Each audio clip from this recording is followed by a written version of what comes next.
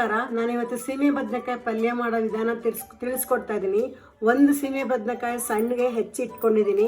ಒಗ್ಗರಣೆಗೆ 2 ಹಸಿರು ಮೆಣಸಿನ್ಕಾಯಿ, 2 ಹಣ್ಣು ಮೆಣಸಿನ್ಕಾಯಿ ಹೆಚ್ಚಿಟ್ಕೊಂಡಿದ್ದೀನಿ. ಒಣಮೆಣಸಿನ್ಕಾಯಿ, ಕರಿಬೇವು ಒಗ್ಗರಣೆಗೆ ಇಟ್ಕೊಂಡಿದ್ದೀನಿ. ಶುಂಠಿ ಪೇಸ್ಟ್ ಇಟ್ಕೊಂಡಿದ್ದೀನಿ. ಕಾಯಿ ತುರಿ ಇಟ್ಕೊಂಡಿದ್ದೀನಿ. 3 ಟೇಬಲ್ ಸ್ಪೂನು ಕಡಲೆಬೇಳೆ ಹುರಿದು, 1 ಬ್ಯಾಡಗಿ ಮೆಣಸಿನ್ಕಾಯಿ ಹುರಿದು ಇಟ್ಕೊಂಡಿದ್ದೀನಿ. ಸ್ಟವ್ ಹಚ್ಚಿ ಒಲೆ ಮೇಲೆ ಒಂದು ಬಾಣಲೆ ಇಟ್ಟಿದ್ದೀನಿ. ಈ ಬಾಣಲೆಗೆ ಒಂದು 4 ಸ್ಪೂನು ಎಣ್ಣೆ ಹಾಕ್ತೀನಿ.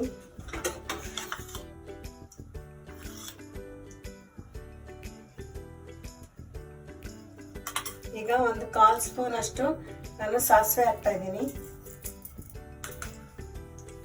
ಸಾಸಿವೆ ಸಿಡಿಬೇಕು ಚಿಟಪಟ ಅಂತ.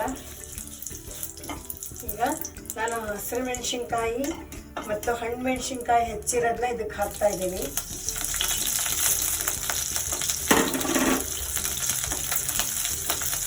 ಕರಿಬೇವು, ಒಣಮೆಣಸಿನ್ಕಾಯಿ ಹಾಕ್ತಾ ಇದ್ದೀನಿ. ಶುಂಠಿ ಪೇಸ್ಟ್ ಹಾಕ್ತಾ ಇದ್ದೀನಿ.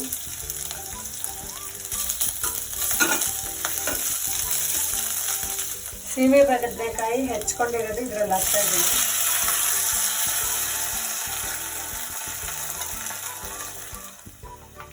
ಸ್ವಲ್ಪ ಅರಿಶಿನ ಹಾಕ್ತಾ ಇದ್ದೀನಿ.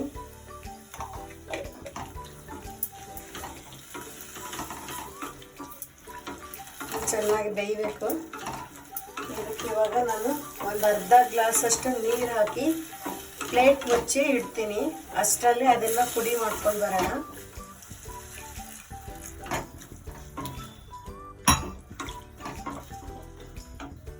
ಇವಾಗ ಪ್ಲೇಟ್ ಮುಚ್ಚಿಡ್ತಾ ಇದ್ದೀನಿ. ಇದು 10 ನಿಮಿಷ ಬೇಯಬೇಕು. ಇವಾಗ ಕಡಲೆಬೇಳೆ, ಒಣಮೆಣಸಿನ್ಕಾಯಿನ ಇದಕ್ಕೆ ಹಾಕಿ ರವೆ ಥರ ಪುಡಿ ಮಾಡ್ಕೊತೀನಿ. ರವೆ ಥರ ಪುಡಿ ಮಾಡ್ಕೋಬೇಕು. ಯಾಕೆಂದರೆ ಪಲ್ಯಕ್ಕೆ ಹಾಕಿದ್ರೆ ಪಲ್ಯದಲ್ಲಿ ಬಾಯಿಗೆ ಸಿಗಬೇಕದು. ಪಲ್ಯ ಅನ್ನಕ್ಕೆ ಕಲಿಸ್ಕೋಗ್ಲಾಗಲಿ, ಚಪಾತಿಗೆ ಹಾಕೊಂಡಾಗಲಿ ಇದು ಪುಡಿ ಬಾಯಿಗೆ ಸಿಗಬೇಕು. ಇವಾಗ 10 ನಿಮಿಷ ಬೆಂದಿದೆ. ಪ್ಲೇಟ್ ತೆಗೆಯೋಣ. ಇವಾಗ ರುಚಿಗೆ ತಕ್ಕಷ್ಟು ಉಪ್ಪು ಹಾಕಬೇಕು.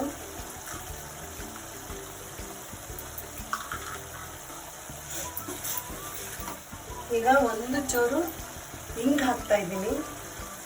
ಇದಕ್ಕೆ ಈ ಪಲ್ಯಕ್ಕೆ ಹಿಂಗೆ ಹಾಕಿದ್ರೆ ತುಂಬ ಟೇಸ್ಟ್ ಬರುತ್ತೆ. ಈ ಪಲ್ಯ ದೋಸೆ ದಚ್ಚಲ್ಲಿ ತಿನ್ಬೋದು, ಅನ್ನಕ್ಕೆ ಕಲಿಸ್ಕೊಂಡು ತಿನ್ಬೋದು, ಚಪಾತಿಗೆ ತಿನ್ಬೋದು ಹಾಕ್ಕೊಂಡು. ತುಂಬ ಚೆನ್ನಾಗಿರುತ್ತೆ. ಇವಾಗ ನಾನು ಕಾಯಿ ತುರಿ ಹಾಕ್ತಾ ಇದ್ದೀನಿ.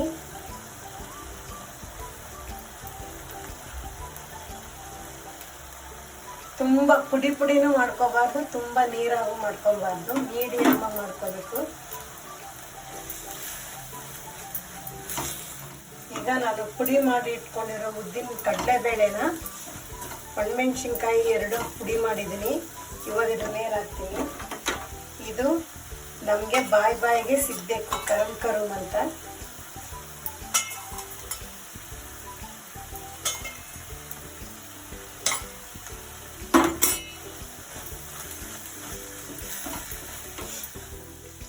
ಒಂಚೂರು ಕಾಯಿ ತುರಿ ಹಾಕ್ಕೋಬೋದು.